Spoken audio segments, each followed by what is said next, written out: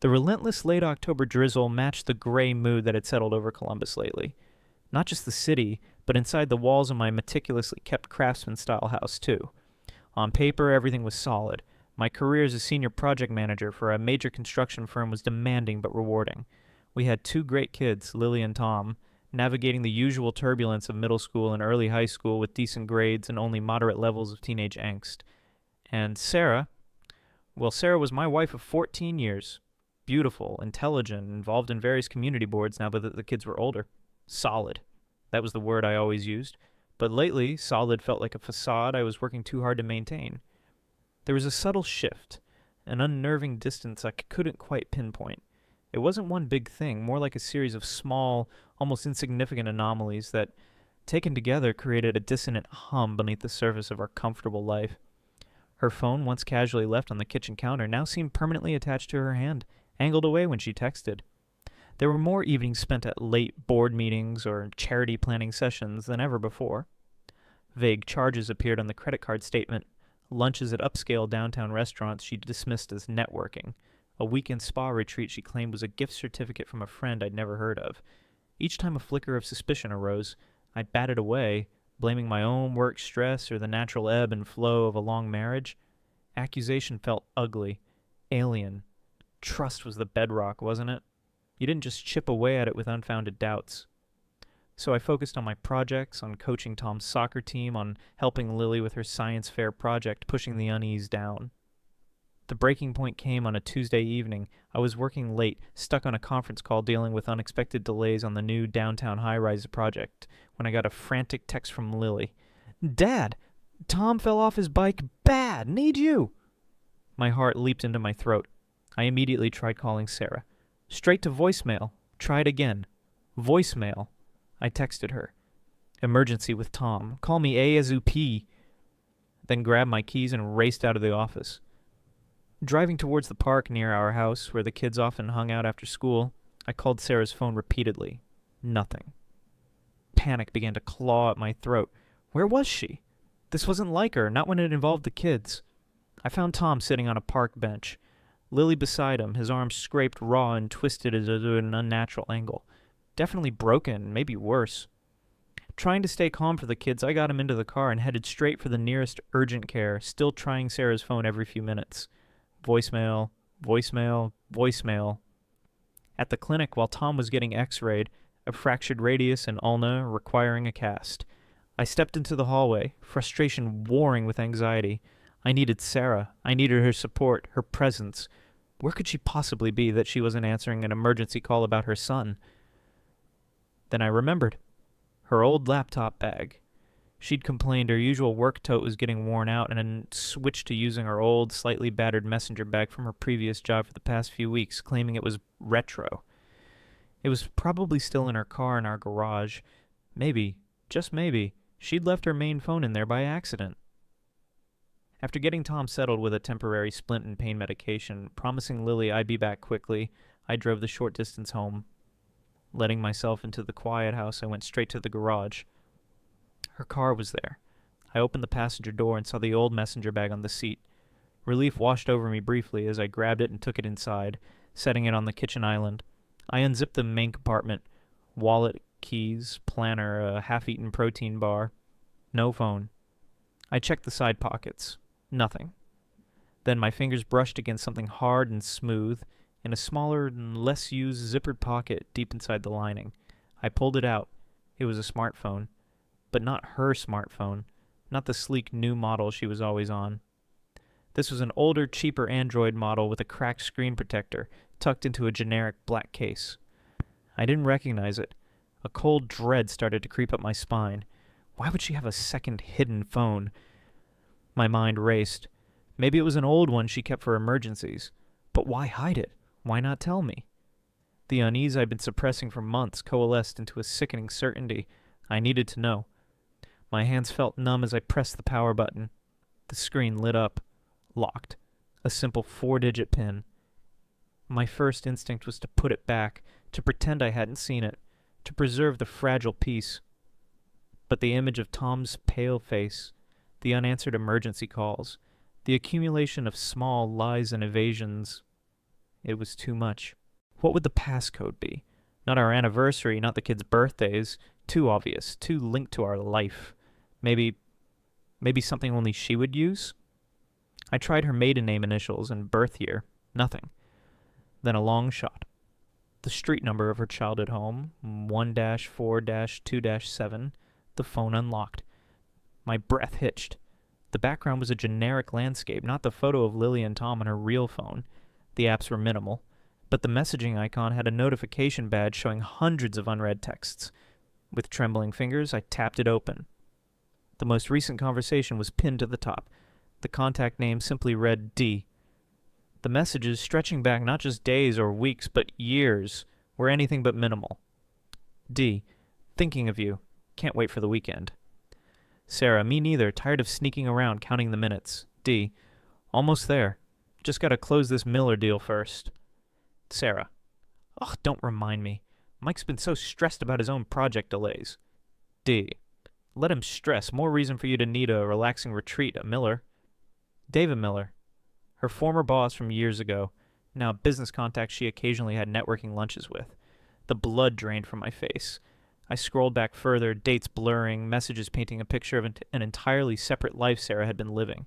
Explicit plans for meetups disguised as work trips, shared jokes at my expense, complaints about our marriage, declarations of love and passion between her and D photos, selfies of them in hotel rooms, at dinners I didn't know about, on beaches during solo business conferences.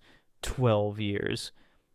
The timestamp on the earliest messages I could quickly access went back over a decade, before Tom was even born. Lily was just a toddler. My mind reeled, trying to process the scale of the deception. Our entire marriage, the births of our children, anniversaries, holidays, struggles, successes, all of it had played out against the backdrop of this secret life. Every late meeting, every work trip, every moment of distance I had excused or ignored. It all clicked into place with horrifying clarity. I felt physically ill, leaning against the kitchen counter for support. The foundation of my life hadn't just cracked, it had disintegrated into dust. This wasn't a mistake or a brief lapse in judgment. This was a calculated, long-term betrayal woven into the fabric of our existence. Putting the burner phone carefully back into the bag, exactly as I'd found it, felt like handling an unexploded bomb. The silence of the house pressed in on me. The image of Sarah's concerned face earlier that evening, asking if I was okay, flashed in my mind, now grotesque in its hypocrisy. The naive trust, the benefit of the doubt I'd clung to for years, it was gone, replaced by a cold, hard certainty. The marriage was over. The only question now was how to navigate the wreckage. My analytical mind kicked in, overriding the raw pain. I needed a plan. I needed evidence. I needed the best damn lawyer I could find. Pulling out my own phone, the one Sarah knew about, I searched for top divorce attorneys Columbus and made the first call. Evelyn Reed. Her name sounded sharp, competent, just what I needed. Returning to the urgent care waiting room felt surreal. Tom was groggy from the pain medication, but relieved to have his arm stabilized in a temporary cast. Lily, bless her 13-year-old heart, was trying to be brave but looked shaken. Seeing them, my resolve hardened. This wasn't just about my betrayal, it was about protecting them from the fallout of their mother's double life. The drive home was quiet. I focused on comforting Tom, answering Lily's questions about late casts and recovery times. When we pulled into the garage, Sarah's car was still there. She rushed out as soon as she heard us, her face etched with concern. "Oh my God, what happened?" she exclaimed, hurrying towards Tom. "Lily texted me there was an emergency, but then my phone died. I just plugged it in. Is he okay?" Her main phone. Died. Right. The lie was so practiced, so effortless, it made my stomach churn. I watched her fuss over Tom, showering him with sympathy, asking about the doctor, her performance seamless, the loving, worried mother. How much of anything she presented to the world, to me, to the kids, was real? "He fractured his radius and ulna," I said, my voice carefully neutral. "Got a temporary cast. Need to see the orthopedist tomorrow." "Oh, my poor baby." Sarah hugged Tom tightly. "Mommy's so sorry her phone died right when you needed her." I carried Tom inside, settled him on the couch, while Sarah bustled around getting him pillows and water. Lily watched her mother, then glanced at me, a flicker of something unreadable. Confusion, suspicion.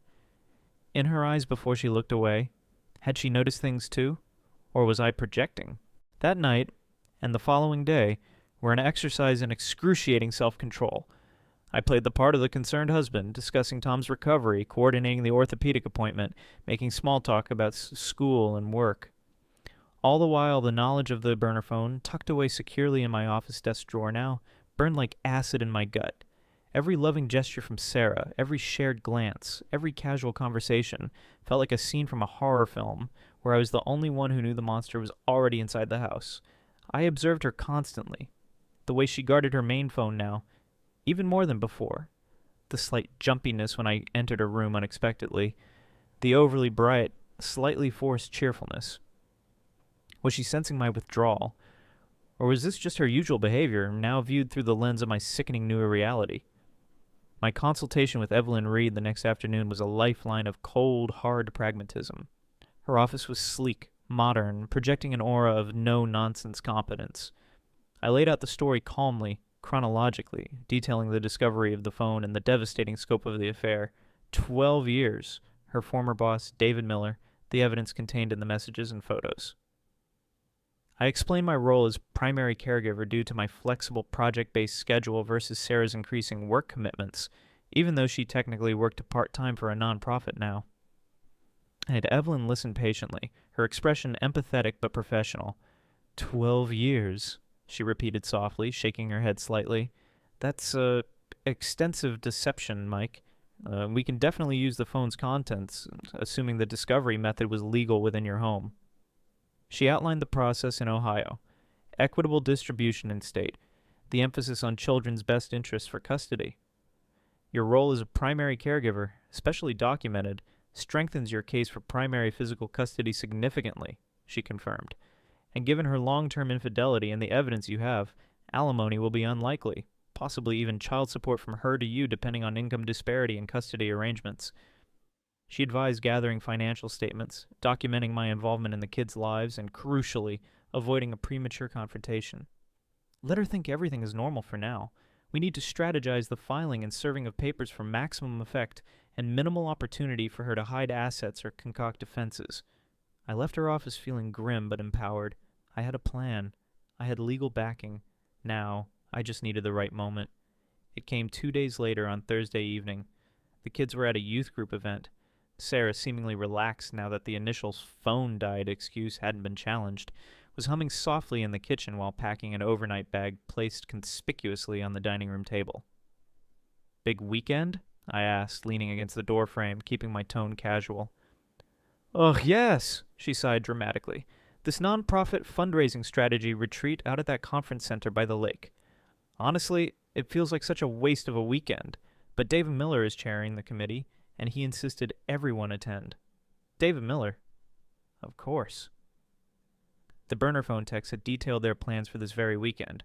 Not a strategy retreat, but a romantic getaway at a lakeside resort under the guise of work. "Right," I said. "We'll try to have some fun anyway." She looked up, surprised by my lack of complaint. "Thanks, Mike. I'll be back Sunday evening." This was it. Now or never. I walked over to the sideboard in the dining room where I'd placed the burner phone earlier, hidden beneath some mail. I picked it up. "Actually, Sarah," I said, turning to face her, holding the phone out, "I think you might need this for your retreat." Her humming stopped abruptly. She froze, her eyes locking onto the phone in my hand.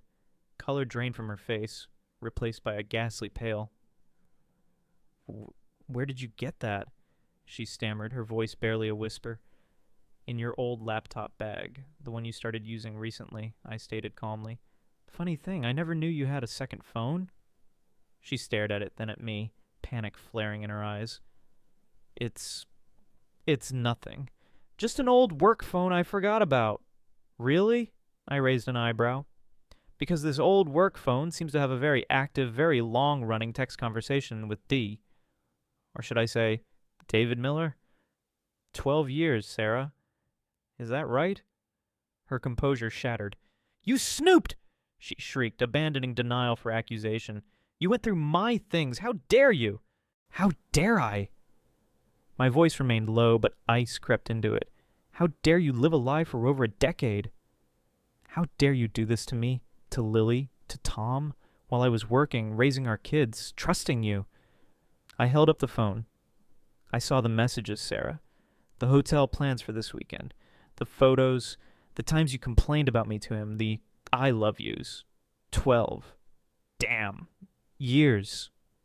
She crumpled, sinking onto a dining chair, burying her face in her hands. Sobs racked her body. I didn't mean for it to go on so long, she choked out between tears. It just happened. You were always working, always stressed. David. He listened. Don't! I cut her off, the calmness finally cracking, replaced by cold fury. Don't you dare try to blame this on me. You made a choice, Sarah. Every single day for 12 years you chose to lie, to betray our family. That's on you. Entirely. She looked up, tears streaming down her face, desperation in her eyes. Mike, please. We can fix this. I'll end it with David, I swear. We can go to counseling. I held up a hand, stopping her. No, Sarah, there's no fixing this.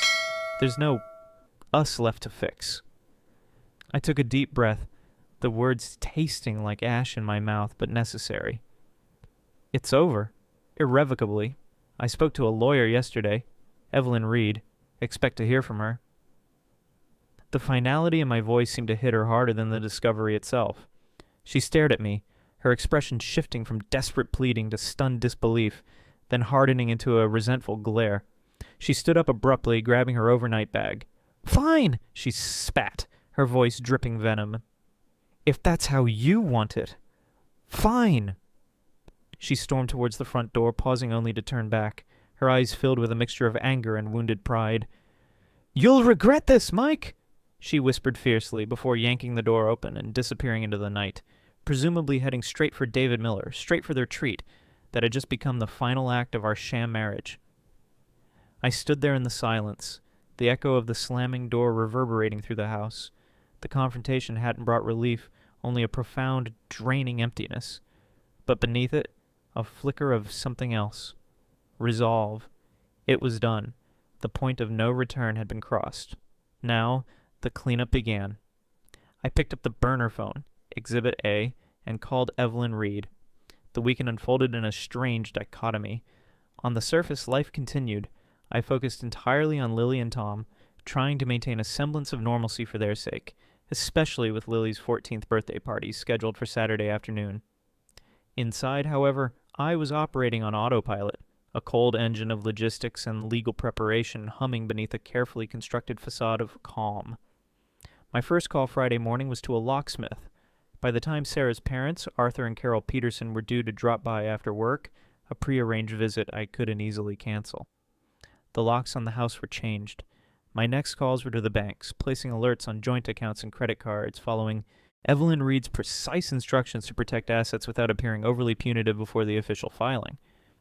Every action felt both necessary and profoundly surreal, like dismantling a life I still technically inhabited. The conversation with Arthur and Carol that evening was one of the hardest things I'd ever done. I sat them down in the living room, the same room where Sarah and I had hosted countless family dinners, and laid out the basics, my voice steady despite the tremor I felt inside. Arthur, Carol, I began, I need to tell you something difficult. Sarah and we're separating. I've retained a divorce attorney. Carol gasped, her hand flying to her mouth. Arthur stared at me, his expression shifting from amiable confusion to sharp concern. Michael, what on earth happened? We just saw Sarah yesterday. She seemed fine. She's not fine, I said quietly. And neither am I. I discovered conclusively that Sarah has been involved in an affair with David Miller. I didn't flinch as I said the name. It's been going on for 12 years. Disbelief warred with dawning horror on their faces. Carol started to cry softly. Arthur looked poleaxed, sinking back into his armchair. 12 years? He whispered. With Miller? Are you absolutely certain, Mike? Yes, I said, feeling a wave of exhaustion. I found irrefutable proof. It wasn't a mistake, Arthur. It was a sustained, deliberate deception spanning more than a decade. I didn't offer details about the phone. Just the core facts were enough. Their initial disbelief slowly gave way to a pained acceptance. There were tears, expressions of shock and disappointment in their daughter, and awkward, heartfelt apologies directed at me. To their credit, they didn't try to excuse Sarah's behavior, though Carol did murmur something about Sarah being under a lot of pressure. I let it slide. They were grieving the image of their daughter, the image of our marriage, just as I was. I told them Sarah had left the house after our confrontation, and that papers would be served soon. They seemed resigned, offering whatever support I needed with the kids. Saturday was Lily's party. I threw myself into the preparations, grilling burgers, setting up games in the backyard, hanging decorations, channeling my turmoil into frantic activity. Kids arrived, bringing their chaotic energy, and for a few hours the backyard echoed with laughter and shrieks of joy, a pocket of normal childhood celebration in the midst of my imploding adult world. Sarah predictably was absent. She sent Lily a brief, overly cheerful text message filled with emojis, blaming a last-minute work crisis. Lily read it, her face falling slightly, before forcing a smile and rejoining her friends. The ease with which Sarah lied, even now, even to her own daughter on her birthday, sent a fresh wave of cold anger through me. Most of the parents dropping off kids didn't linger, but one arrival made my jaw tighten. Jessica Miller, David's sister, arrived with her own daughter, a classmate of Lily's. Jessica had always been part of our extended social circle, attending barbecues, holiday parties. She'd always been friendly, solicitous. Knowing now that she likely knew about the affair all along, possibly even facilitated it, made her presence feel like a violation. I waited until most guests were occupied and before approaching her near the drinks table, keeping my voice low. "Jessica, we need to talk." She turned, a polite social smile fixed on her face, though her eyes held a flicker of apprehension. "Mike? Hi, great party." "Cut the crap, Jessica," I said, my voice barely a whisper but hard as steel. "I know. About Sarah, about David, about the 12 years. Her smile vanished. She paled slightly. I don't know what you're talking about." "Don't insult my intelligence," I snapped, keeping my voice down but letting the fury edge through. "You knew, didn't you? You covered for them, lied for them. How many times did you sit at my table eating my food knowing your brother was sleeping with my wife?" She looked away, unable to meet my gaze. It wasn't like that," she mumbled. "David, he can be very persuasive, and Sarah seemed..." "Seemed a what?" I pressed. "Happy? Content with betraying her family, and you just went along with it." Tears welled in her eyes. "I didn't know what to do. He's my brother." "And Sarah was supposed to be my wife," I retorted. "Your complicity makes you just as guilty in my eyes. I think it's best if you and your daughter leave. Now." She stared at me, shocked, then nodded quickly, tears spilling over.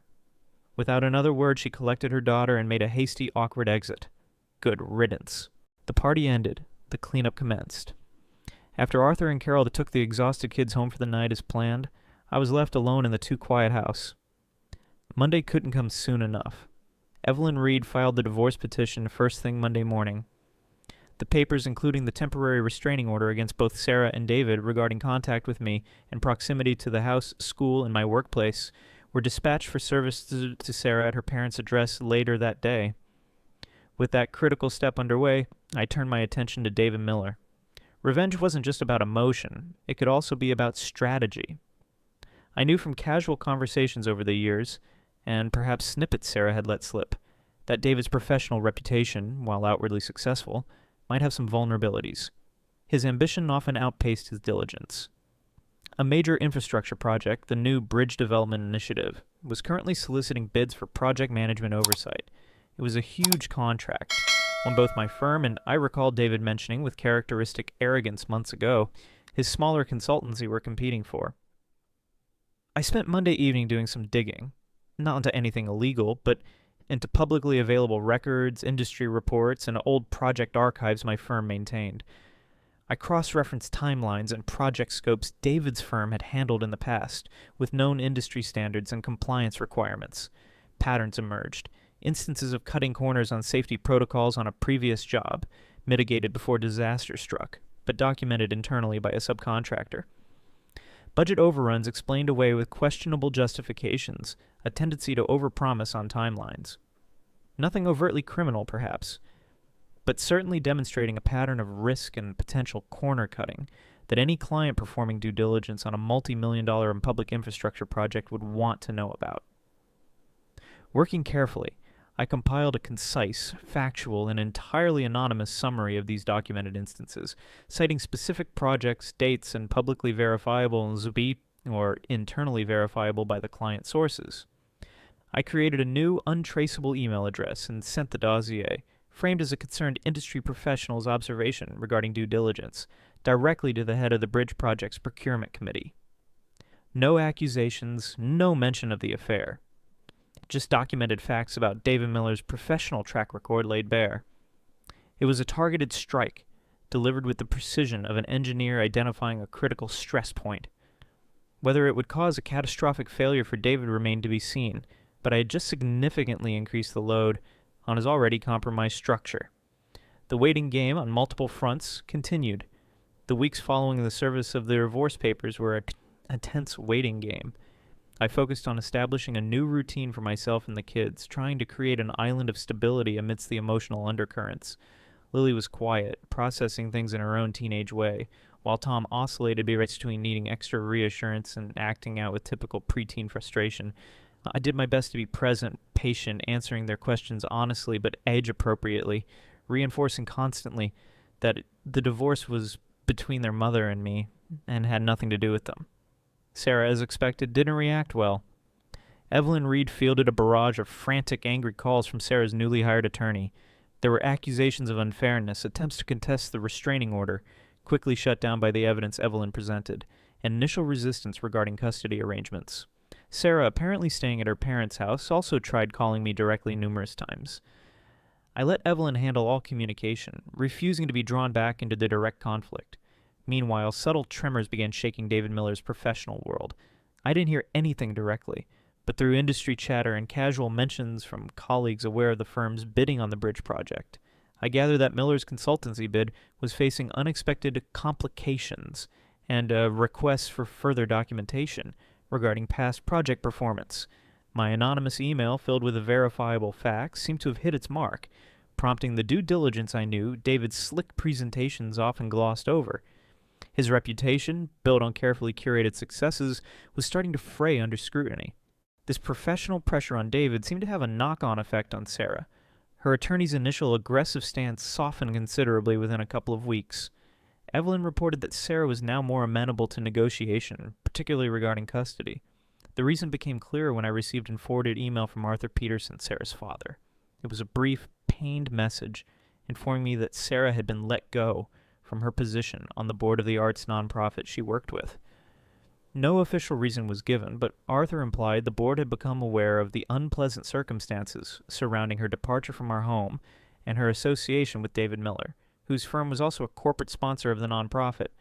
The social and professional fallout had begun. With Sarah's income stream uncertain and David potentially facing his own career implosion, her leverage in the divorce negotiations evaporated.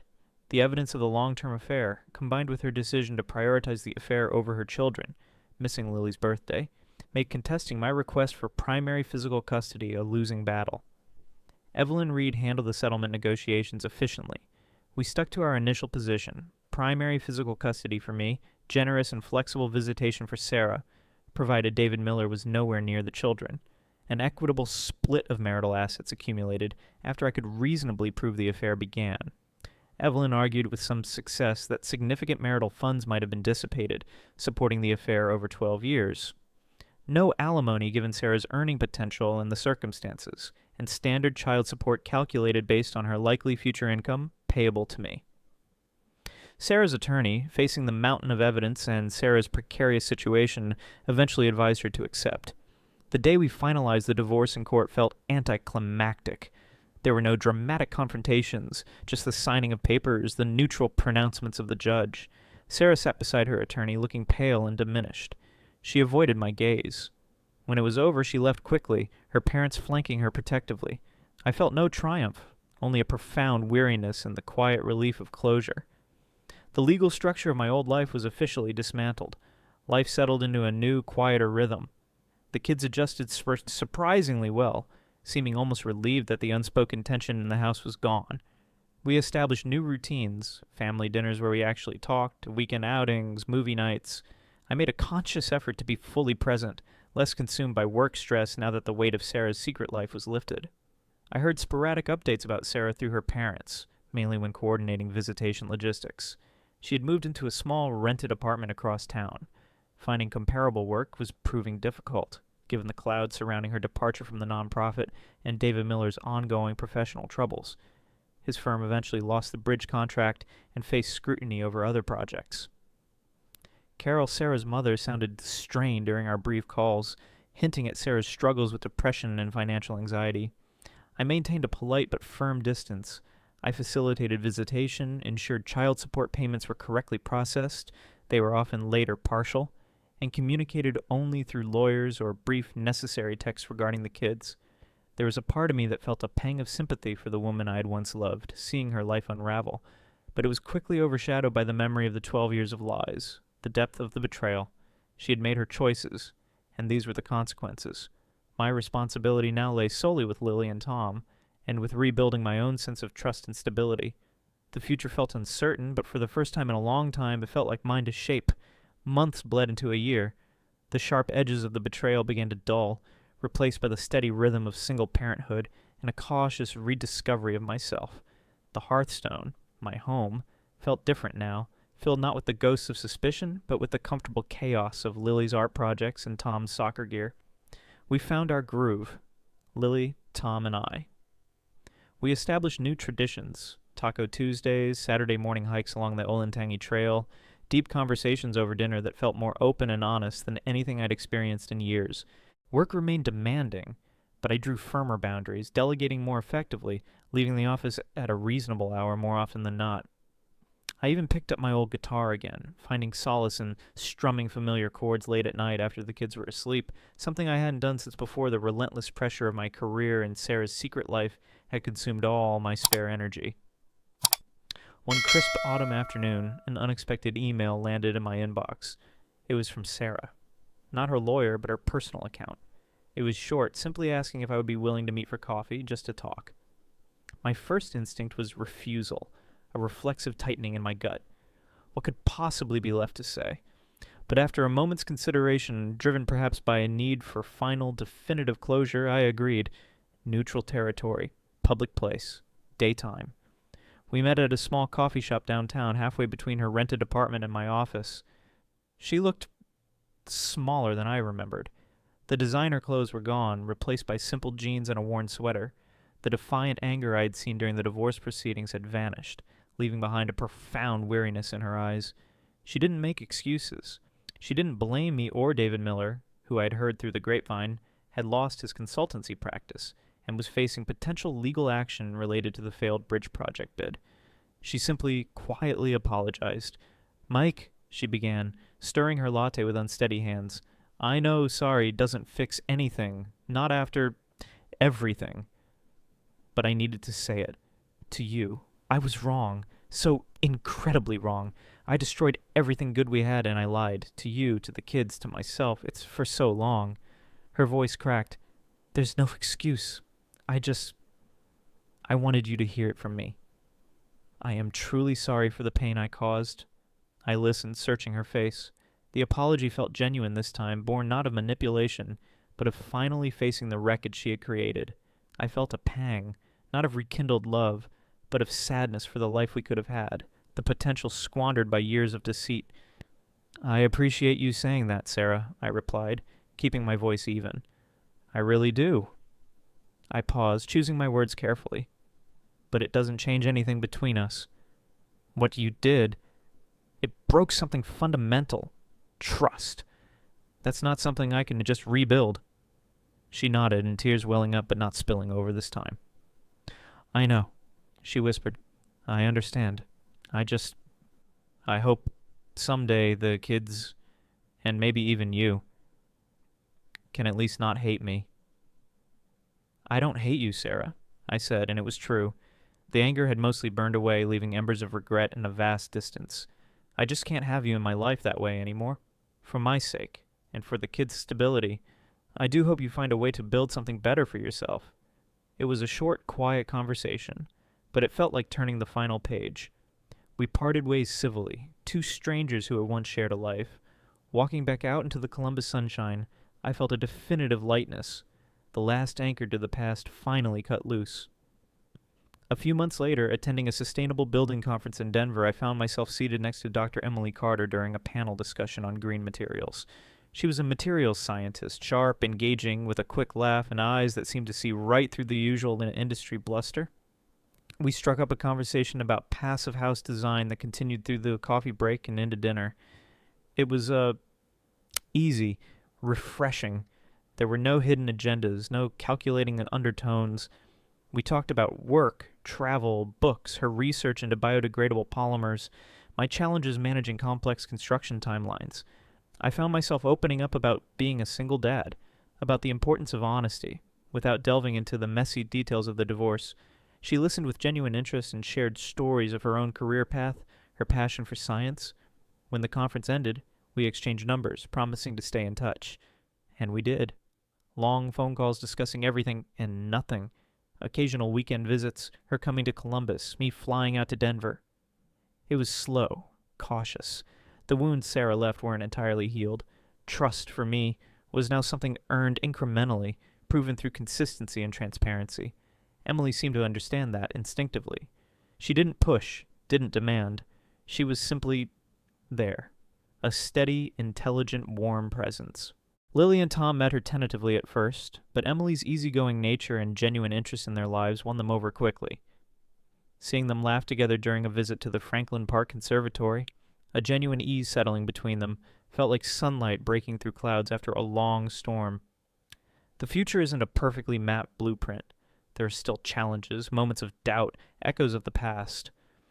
But sitting on my porch swing on a quiet evening, watching Lily teach Tom a new chord on my old guitar, waiting for Emily to call after she finished her lab work, there's a sense of peace I haven't felt in over a decade. The betrayal didn't destroy me. It forced a hard reset, a painful demolition, but cleared the ground for something new, something potentially stronger and built on a far more honest foundation. Rebuilding takes time, but for the first time, the plans feel entirely my own. After everything, can trust truly be rebuilt? Or is peace found simply in moving forward? Maybe it's a bit of both.